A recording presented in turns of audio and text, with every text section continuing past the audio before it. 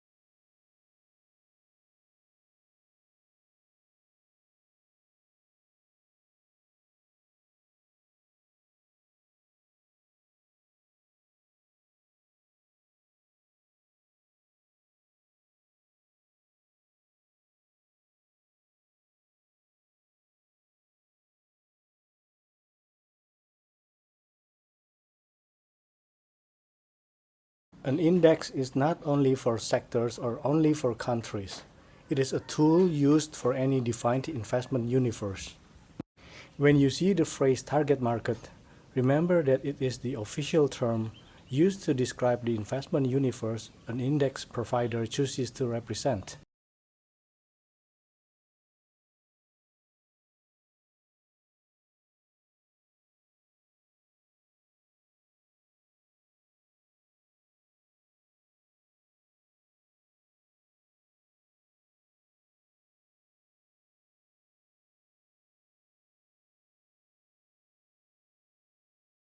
Usually, a total return index will be greater than a price return index over time because it assumes dividends are reinvested. If you see the words non-dividend paying or no interest, that is a signal that the income part of the total return calculation is zero, making both index versions identical.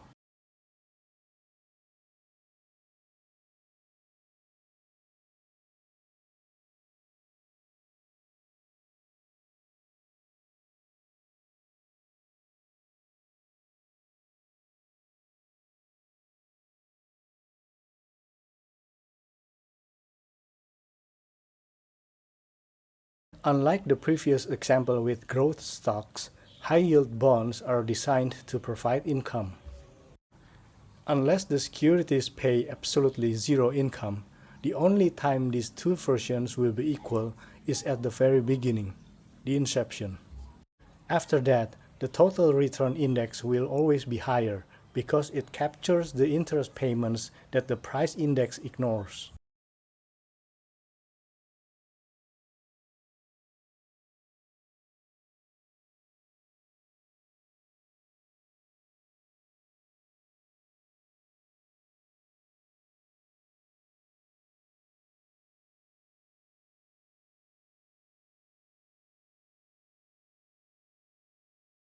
For total return, you must add the dividends to the price change.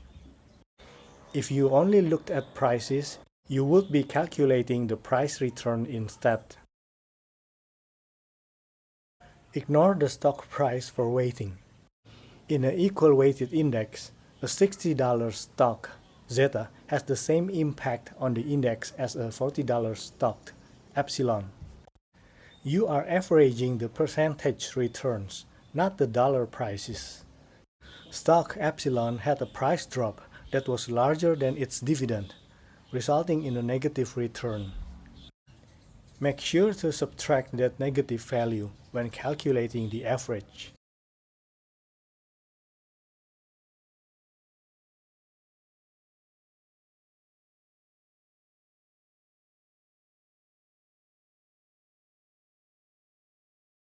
Unlike a price-weighted index, you cannot ignore the number of shares. Company Q has the most shares, 4 million, so its 10% price drop has a massive impact on the index compared to Company P's 10% gain. For total return, the $13 million in dividends must be added to the final result. If you only calculated the price change, you would get a negative return, which would be the price return.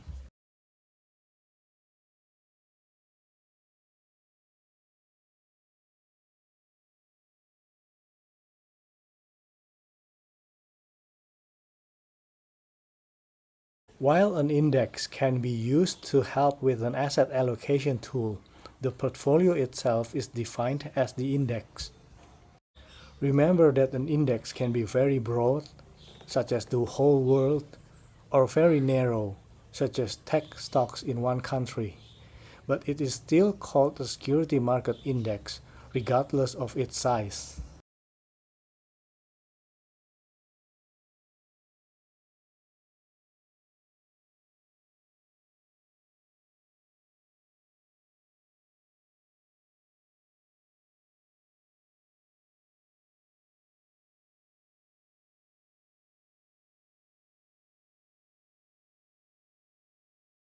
Look for reinvestment and distributions. These words are the primary indicators that the answer is a total return index. Because it counts extra money, the reinvested income, a total return index will almost always show a higher value than a price return index as time passes. Fundamental weighting, the choice B, is a method for deciding how much of each stock to buy based on company size, like earnings, but it doesn't describe how the return itself is measured.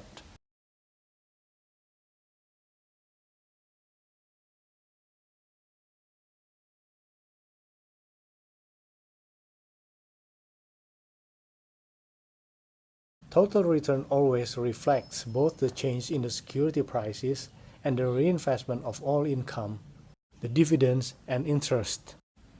When calculating percentage returns, the math is always performed relative to the beginning value of the period. In total return calculations, any cash distribution, whether it is a dividend from a stock or interest from a bond, is added to the total profit.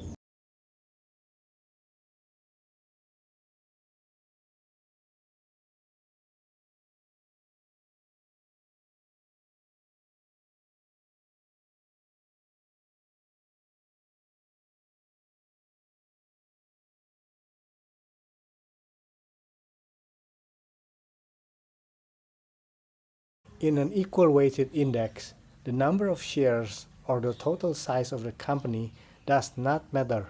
Only the percentage change of each stock is used.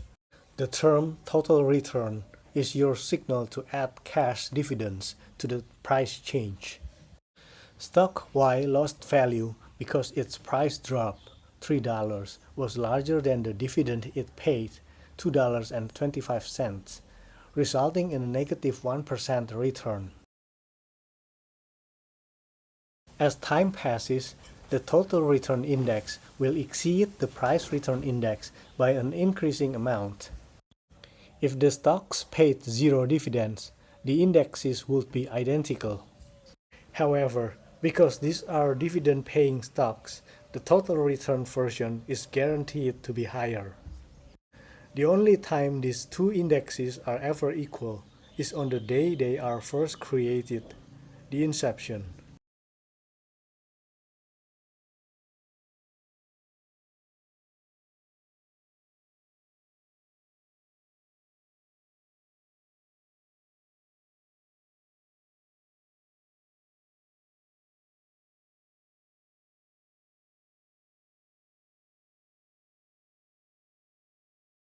This topic is about index construction.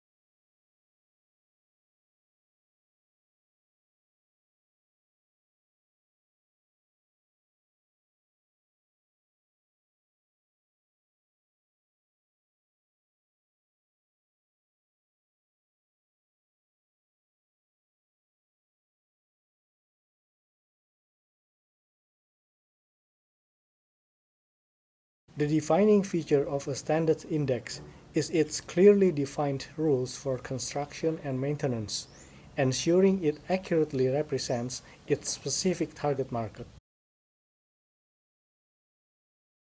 Choice B is incorrect because indexes are not always valued with real-time transaction prices.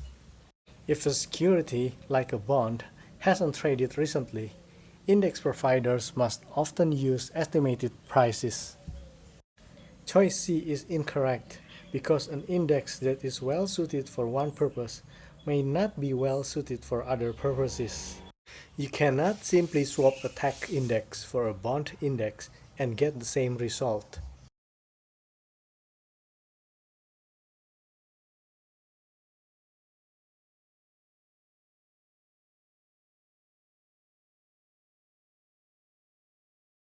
Weighting option A and selecting the number of securities option C are later steps in the process, steps 3 and 2, respectively, but they both depend entirely on the target market defined in step 1.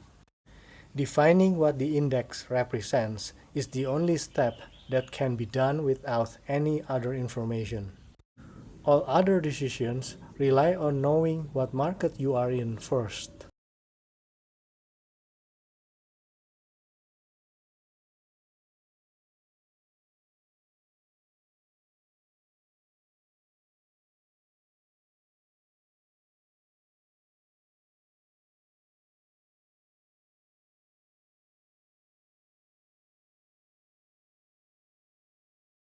For the price return only reflects the change in market prices. If it had asked for total return, you would have added the dividends into your calculation. Stock Q decreased in value, so its return is negative.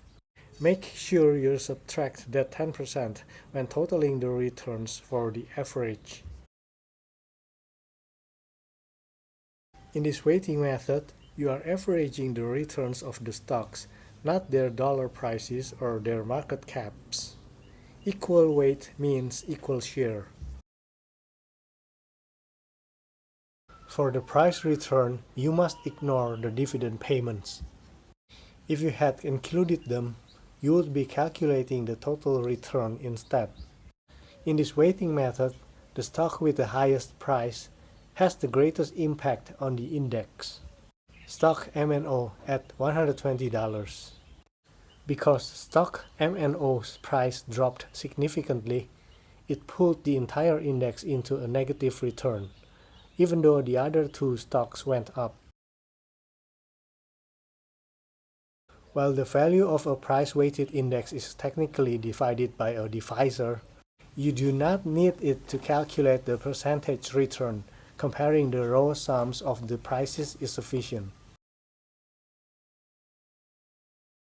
In this index, security B is the most important because it has the largest starting market cap, $100 million. Even though securities A and C both went up by 10%, the 10% drop in the giant security B almost completely canceled out those gains. Since no dividends were mentioned, the price return is the same as the total return here. Unless the index is reconstituted, you use the same number of shares for both the beginning and ending calculations. Whenever you see a target market, look for the phrase investment universe in the answer choices. Methodologies like weighting, option A, or fixing the number of stocks, option C, are secondary decisions that happen after the market has already been defined. While some indexes fix the number of securities, like the S&P 500, others let the number vary. Therefore, fixing the number is not a universal function of defining the target market.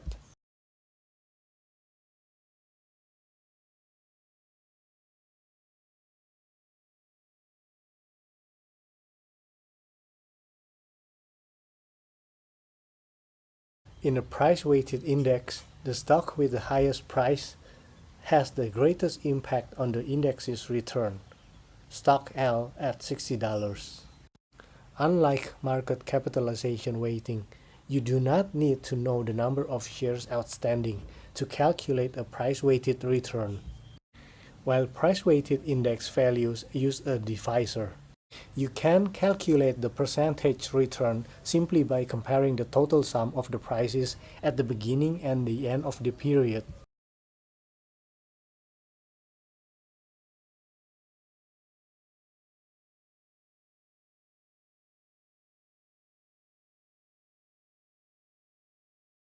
Gamma is the most influential stock in this index because it has the largest starting value, $30,000. Its 10% gain contributes more to the index's success than Alpha's 12% gain because Gamma is a heavier part of the portfolio. Since the question specifically asks for price return, you only care about the change in the stock prices, not any income they might pay. Unlike price weighting, you cannot just look at the stock prices alone. You must multiply every price by the shares to find the value weight of that company. In an equal weighted index, the number of shares or the total market value of the company does not matter. You are averaging the returns, not the total values. Security Y had a price drop, resulting in a negative return. You must subtract this from the total before dividing. This calculation only looks at the sticker price changes. If the securities had paid dividends and the question asked for total return, those dividends would have been added to the price change for each stock. While other methods like market cap weighting involve total company value, which doesn't change in a split because more shares offset the lower price, price weighting relies only on the share price. While equal weighting requires frequent rebalancing because prices change, it does not use a divisor adjustment for stock splits in the same way a price-weighted index does to maintain its basic value. Index continuity is the standard term used to describe keeping the index level stable during administrative changes like splits or changes in index members.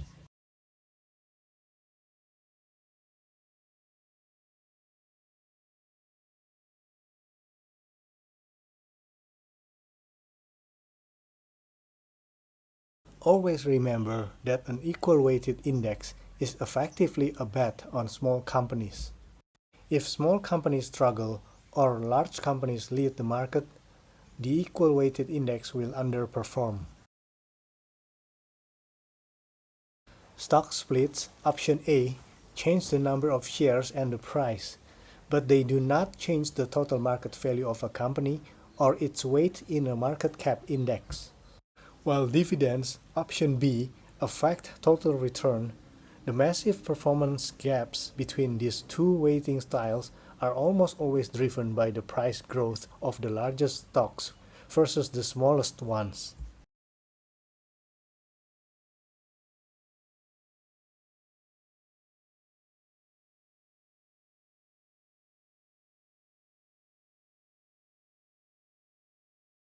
Whenever you see float adjusted, immediately look for phrases like publicly traded, available to the public, or investable shares. A standard market cap index uses all shares outstanding, but a float adjusted index is more realistic for investors because it only tracks the shares they can actually buy and sell. Option C is a distractor. While trading volume relates to liquidity, it is not used to calculate the market capitalization weight on an index.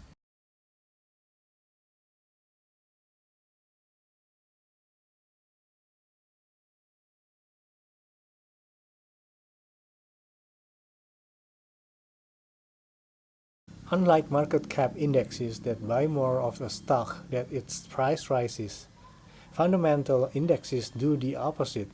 They shift weight away from stocks that have become expensive relative to their actual earnings. Market capitalization weighting is associated with a momentum tilt because it overweights stocks that have already risen in price.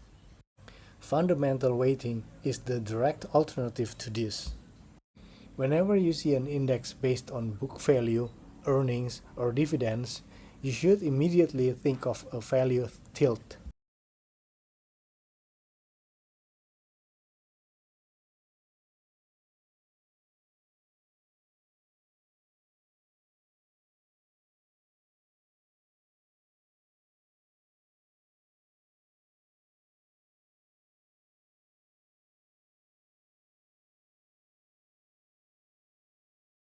Market capitalization is simply the relative value of the company. In this method, a company that represents 30% of the total dollar value of the group will represent 30% of the index. Even though stock B has the highest price, $75, it is only the second largest company by market value, $300 million.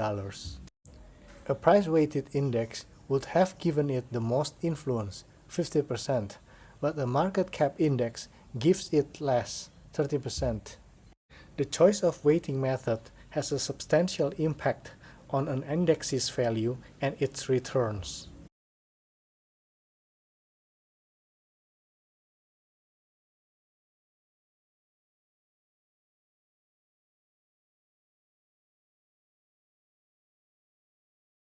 Market capitalization-weighted indexes have a momentum effect because they automatically give more weight to stocks as their prices rise. Fundamental indexes do the exact opposite. Because this method focuses on companies with high fundamentals relative to their price, it is also said to have a value tilt. If you see an index that shifts away from securities that have increased in value, the answer will always be the contrarian effect.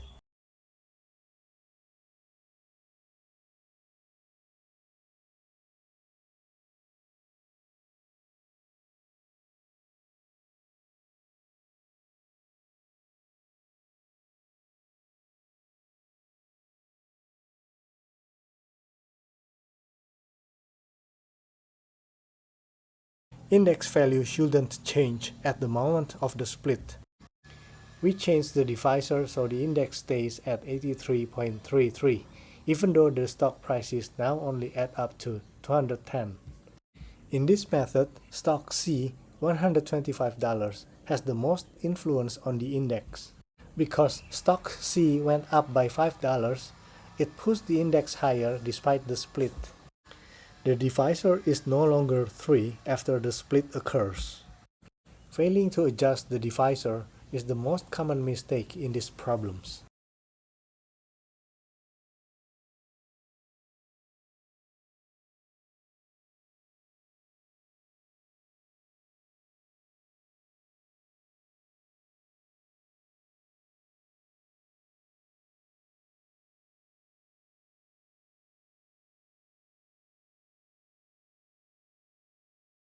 In a price-weighted index, the stock with the highest price, stock O at $60, has the greatest impact on the index's return. Because the question asks for total return rather than price return, you must include the dividend income in your calculation. Since the beginning index value, 100, happens to be exactly equal to the sum of the starting prices, you can calculate the return directly from the price sums without needing to calculate a complex divisor.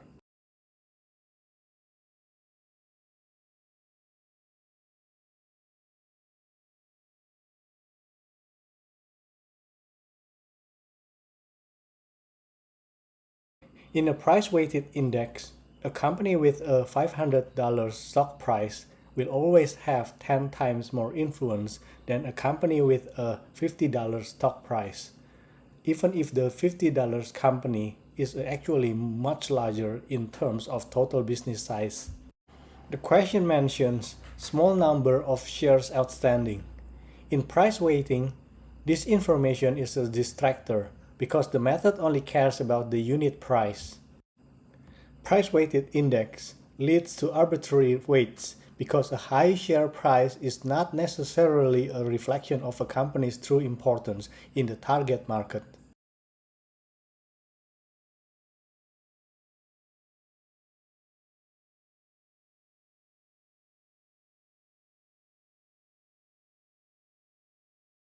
In the first two methods, alpha is the heavyweight because of its higher price or total value. However, in the float-adjusted method, beta becomes the dominant stock because it has 8 times more shares available for the public to trade. Most modern indexes use float adjustment because it reflects the actual amount of company that investors can buy and sell on the open market. For company alpha, the 9 million shares held by founders are ignored in the final calculation, which drastically reduces its influence.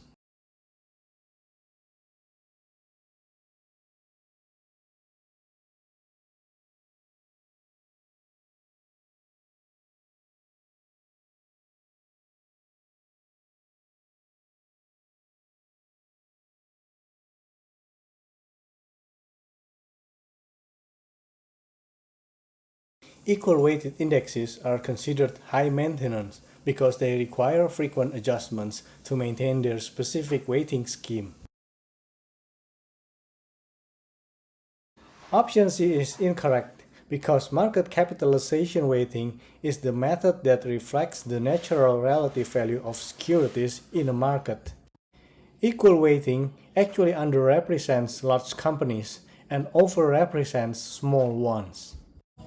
Most important thing to notice is that while market cap indexes are mostly automatic, equal weighted indexes require periodic, active intervention to stay true to their rules.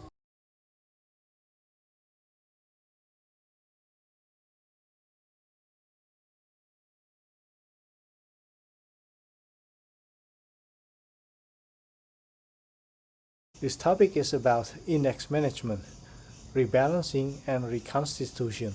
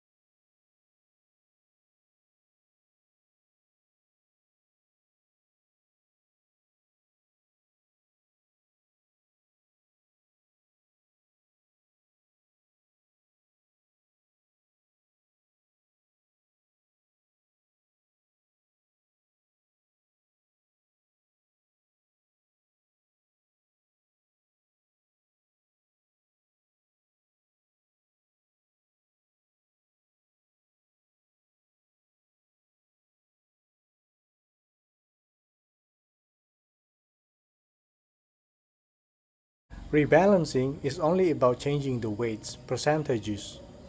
If you are changing the actual list of companies, adding or removing them, that is called reconstitution. Option A. The goal is never to improve performance by removing losers. Option C. It is simply a mechanical process to ensure the index stays true to its mathematical design. Some indexes, like equal-weighted ones, require a lot of rebalancing because their weights get out of line very quickly as prices change. Conversely, market cap indexes mostly rebalance themselves automatically.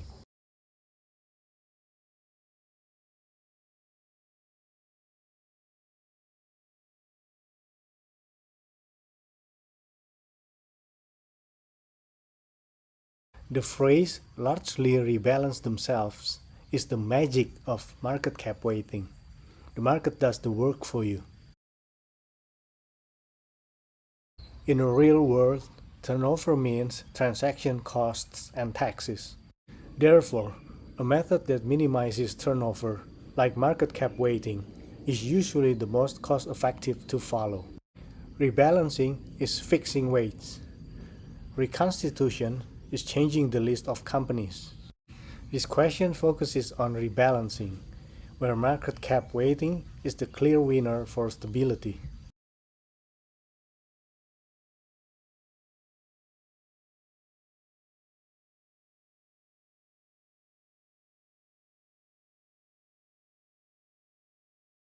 Rebalancing, option A, only changes the weights or percentages of the existing members. Reconstitution changes the actual members. Whenever you see the word reconstitution, look for an answer that mentions representing the target market or changing the constituents. Reconstitution actually increases transaction costs and turnover.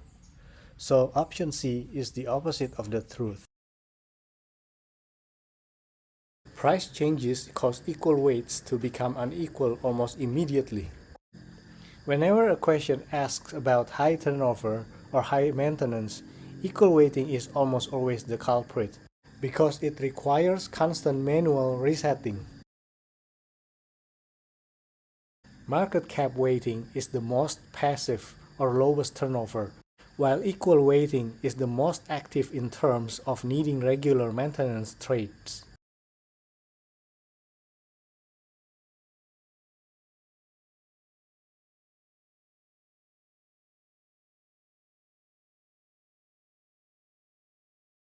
Index management is almost entirely about timing. While market cap indexes largely rebalance themselves as prices change, a provider still must set a formal schedule to handle corporate actions like mergers or to update the list of companies. Construction happens once at the start. Management happens repeatedly over the life of the index. Whenever you see ongoing management, look for words like frequency, periodic, rebalancing, or reconstitution.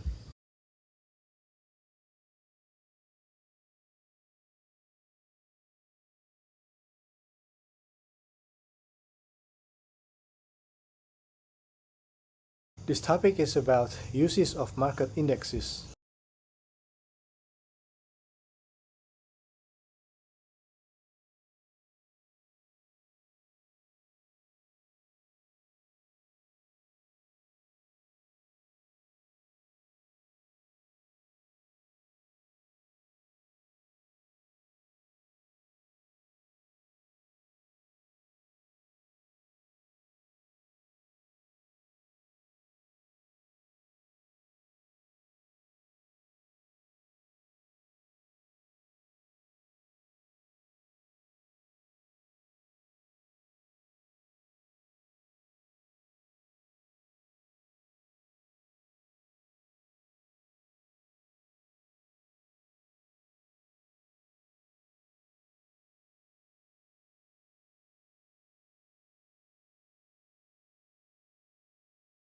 Whenever an index is used to represent a whole investment category for planning or modeling, the key term is proxy.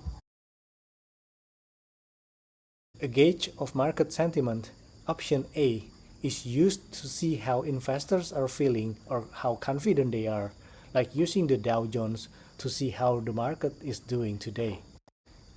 A benchmark, option B, is specifically used to evaluate the performance of an active manager to see if they are beating the market.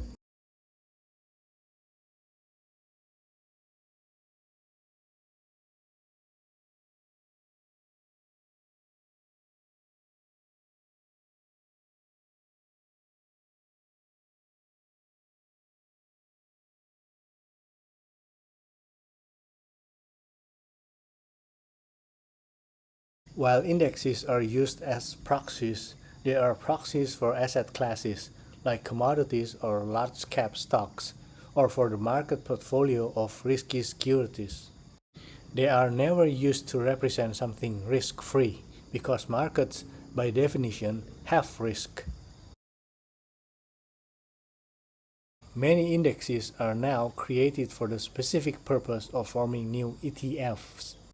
Look for the choice that contradicts the basic definition of an index as a measure of a risky market segment.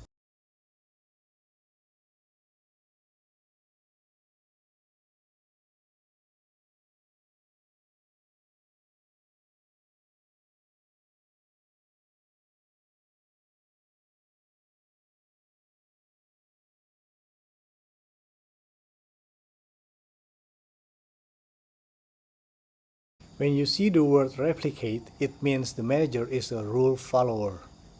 They don't make their own selection decisions, so there is nothing to attribute performance to. Terms like stock selection or sector allocation are associated with active management, where a manager intentionally deviates from an index to try and earn higher returns. Think of the index as a blueprint. A replication manager builds the portfolio exactly as the blueprint says. Because they didn't select any of the parts themselves, they have no reason to analyze their selection skills.